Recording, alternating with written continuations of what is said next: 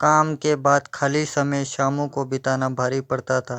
इसलिए उसने एक दिन सोचा कि क्यों ना इस खाली समय में गांव के ही सेठ जी से के खेत पर काम मजदूरी कर लिया जाए।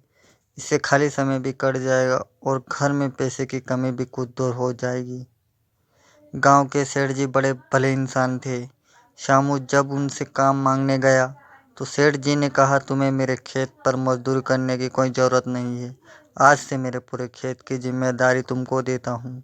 जो भी फसल होगी आधा मुझे दे देना और आधा तुम रख लेना।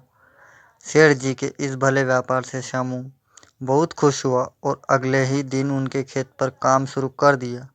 वह प्रतिदिन सुबह सबसे पहले अपने खेत का काम खत्म करना और फिर सेठ जी के खेत में काम करने चला जाता।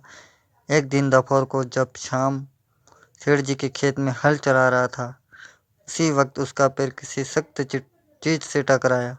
जब उसने मिट्टी हटाकर देखा तो वह पर मिट्टी से बना एक छोटा सा मटका था, जिसके ऊपर लाल कपड़ा बंधा हुआ था।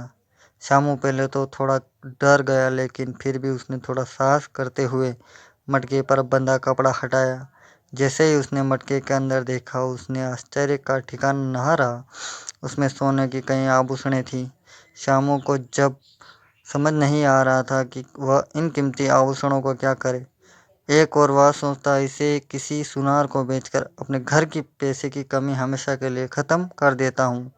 वही दूसरे ही पल सोचने कि ये ज़मीन सेठ जी की है, ये उन्हें ही सौंपना उचित होगा। काफ़ी देर तक उलझन में पड़े रहने के बाद वह अंत में सेठ जी के घर ही गया। उसने सेठ जी को सारी कहानी बताकर मटका उन्हीं के सामने रख दिया।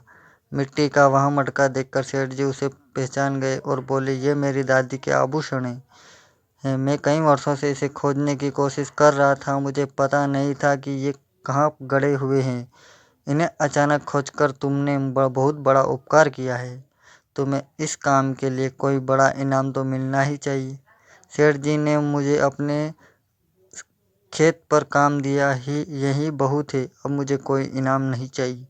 शामू ने सेठ जी से हाथ जोड़कर आग्रह किया। फिर सेठ जी ने कहा, शामू, मैं जानता हूँ तुम बहुत मेहनती हो और ईमानदारी हो, लेकिन इनाम तो तुम्हें स्वीकार करना ही होगा। सेठ जी थोड़े ही देर रुके और फिर कहा, मेरे जिस खेत पर तुम काम कर रहे हो आज से वह तुम्हारा है। तुम उसके मालिक हो। सेठ जी के मुंह से ये बात सुनकर श्यामू खुशी से झूम उठा। उसकी आंखों में खुशी के आंसू थे।